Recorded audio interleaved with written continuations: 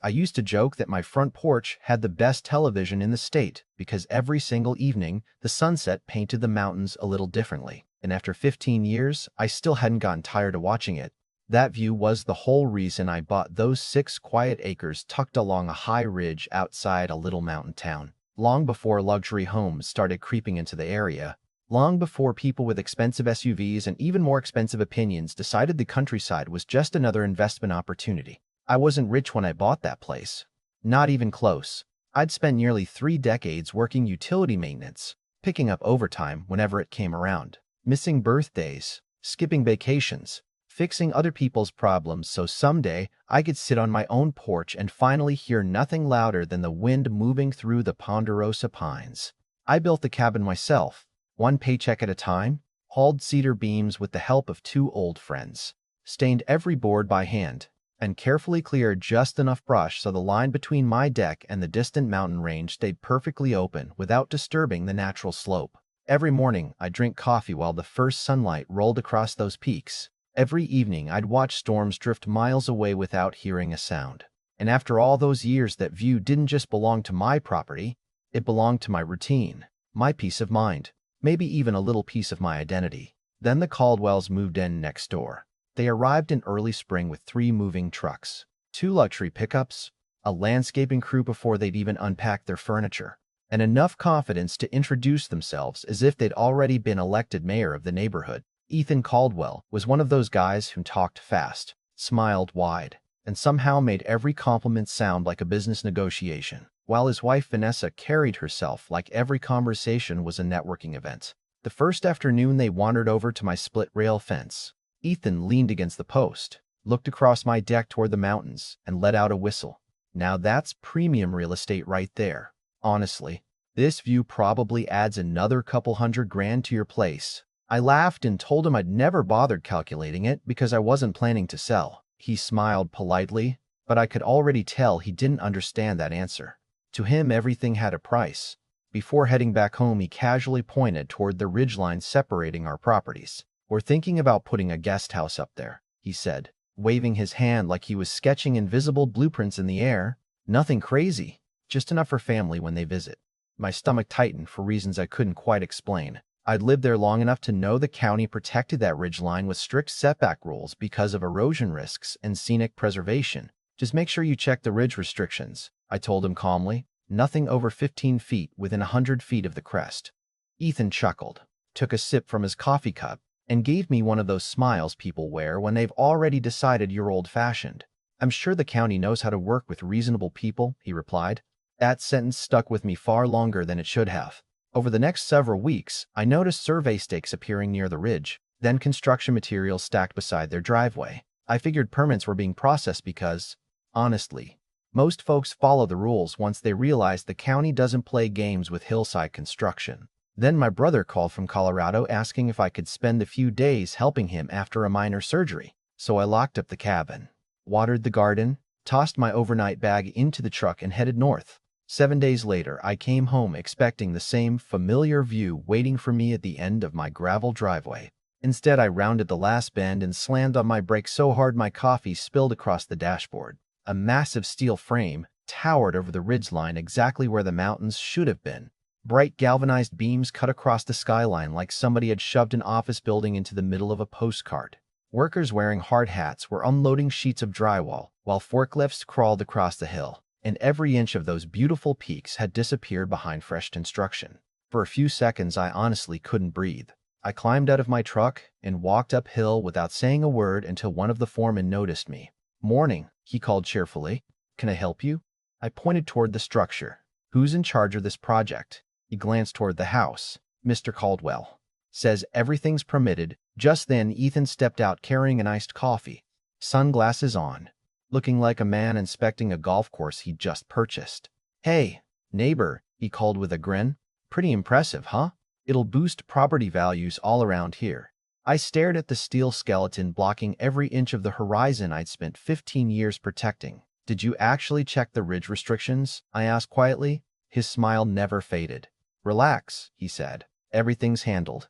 Besides, you still have plenty of sky left." That was the moment I realized he hadn't misunderstood the rules. He'd simply assumed they didn't apply to him. I didn't argue. I didn't raise my voice. I pulled my phone from my pocket, walked back down to my deck, took photographs from every angle I could think of, then dug an old property survey out of my filing cabinet. By sunset, I'd already left a detailed voicemail with the county planning office requesting a formal inspection. Ethan probably thought the conversation had ended when I walked away without a fight. What he didn't understand was that sometimes the quiet neighbor isn't giving up. Sometimes he's simply collecting evidence.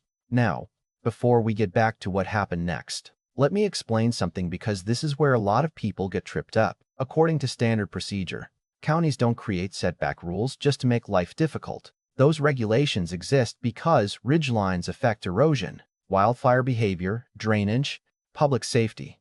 And in many mountain communities, they also protect scenic corridors that everyone invested in long before the newest house showed up. From a legal perspective, having a permit doesn't automatically mean the construction is legal if the application contains inaccurate surveys, incorrect elevation data, or plans that don't match what's actually being built. And inspectors have the authority to verify every measurement in the field regardless of what was approved on paper. This is a psychological trap.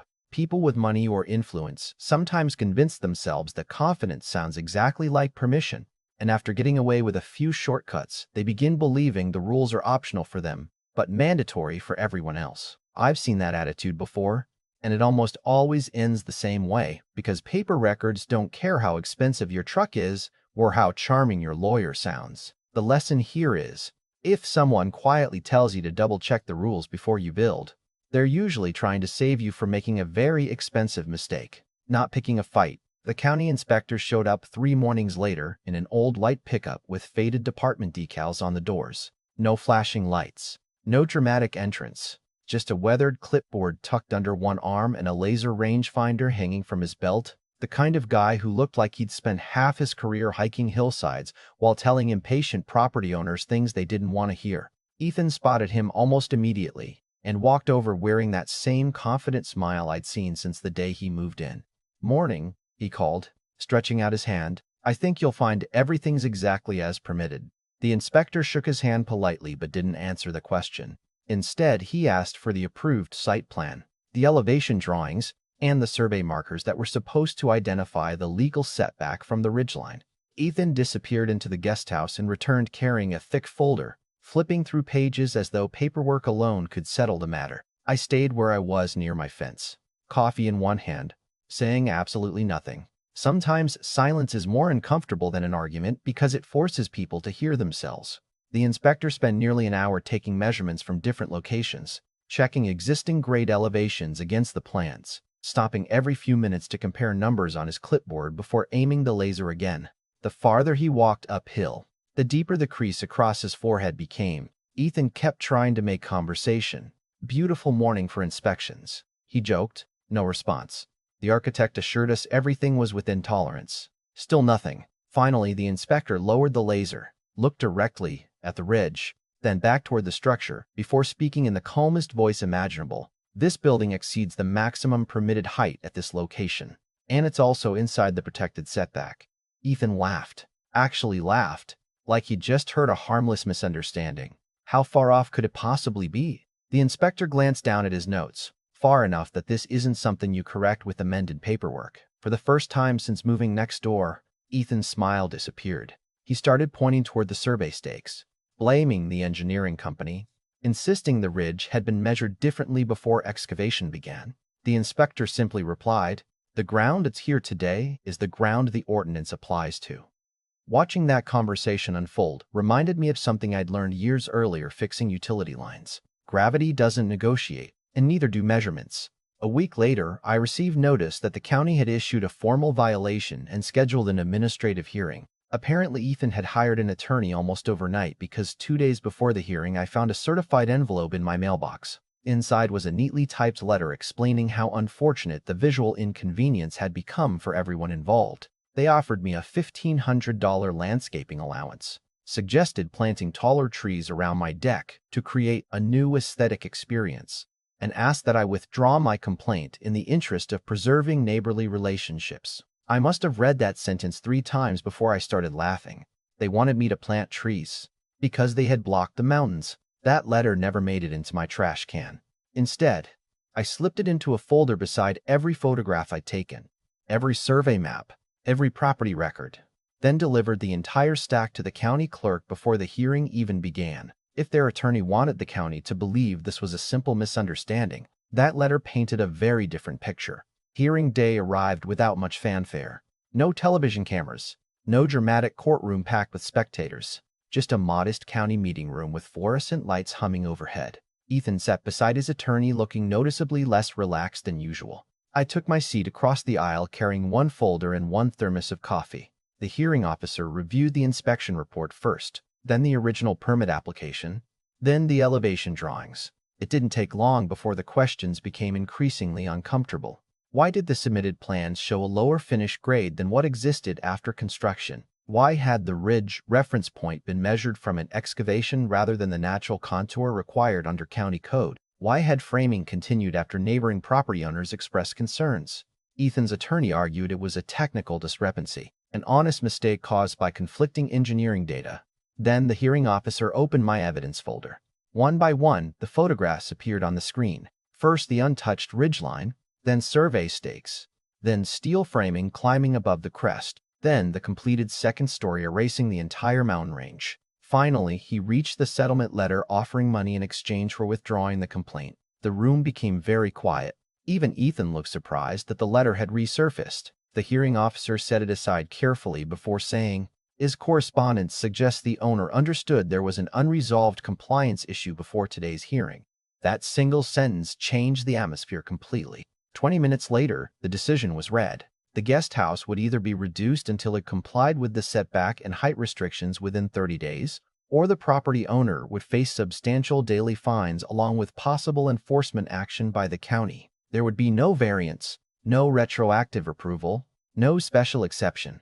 Ethan looked like someone had just told him his investment portfolio had vanished overnight. He walked past me afterward without saying a word. I nodded anyway. Anger would have been easy, but it wouldn't have improved the view. 30 days came and went faster than I expected. Early one Monday morning, heavy equipment rolled onto the ridge again. Only this time it wasn't delivering building materials. A crane extended its boom high above the guest house while crews began removing siding panel by panel. There wasn't any dramatic explosion. No wrecking ball swinging through walls, just careful, expensive, painfully slow dismantling. Every section they lowered revealed another small piece of the horizon. First I saw a strip of blue sky where solid walls had stood. Then the outline of distant pines appeared. An hour later the highest peak finally emerged through the morning haze, almost like it had been waiting patiently behind a curtain the entire time. I stood on my deck with another cup of coffee, watching the mountains return inch by inch. And I realized justice isn't always loud.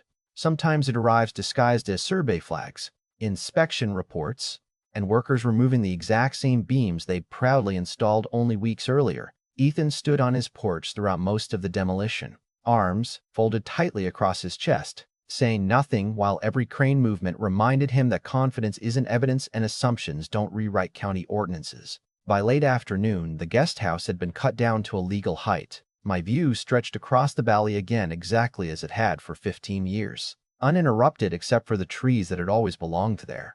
The mountains hadn't changed at all. Only the obstacle standing between us had disappeared. People have asked me ever since whether I felt satisfied watching that guest house come apart one section at a time, and the honest answer usually surprises them. Not really. There wasn't some movie moment where I folded my arms, smiled, and thought I'd won.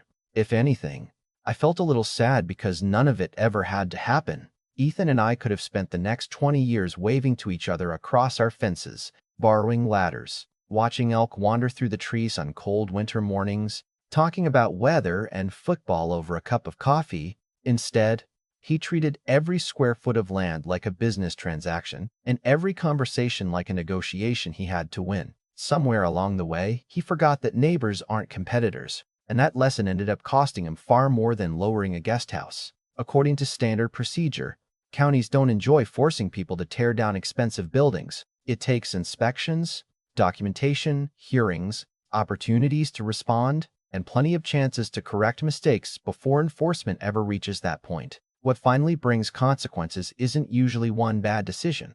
It's doubling down after someone gives you every opportunity to fix it. From a legal perspective, property ownership gives us incredible freedom, but it also comes with responsibilities that protect everyone around us. Those setback rules weren't written because somebody in an office disliked tall buildings. They existed long before either of us owned that land because generations of people understood that certain ridgelines, views, drainage patterns, and natural landscapes belong to the character of an entire community, not just the deed of whichever person happens to live closest. That's something a lot of folks forget in today's world.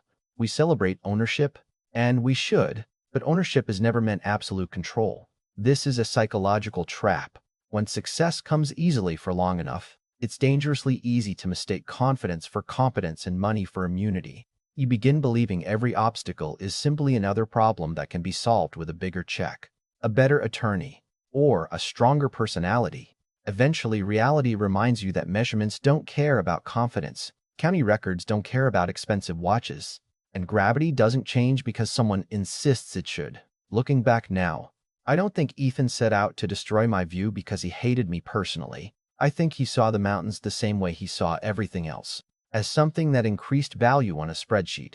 I saw those same mountains as the reason I got out of bed every morning with a grateful heart. That's a difference no appraisal can calculate.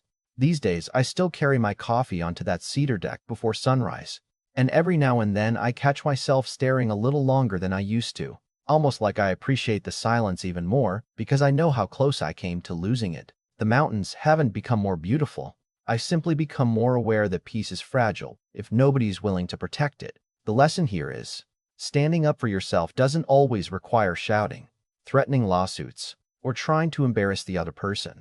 Sometimes the strongest move you can make is staying calm, documenting everything, following the rules, and allowing the process to do exactly what it was designed to do. Justice isn't always dramatic, and it isn't always fast, but when facts are stronger than opinions, patience becomes one of the most powerful tools you'll ever own. So now I'm curious what you think. If you had been standing on that porch and suddenly discovered the view you'd spent years protecting had disappeared behind someone else's construction, would you have fought it the same way? Or would you have accepted the offer and tried to move on? Let me know down in the comments because stories like this always start interesting conversations, and I'm convinced there's something we can all learn from hearing different perspectives. Until next time, take care of your neighbors. Respect the land that was here long before any of us arrived, and never underestimate the quiet person who knows exactly where the county office is.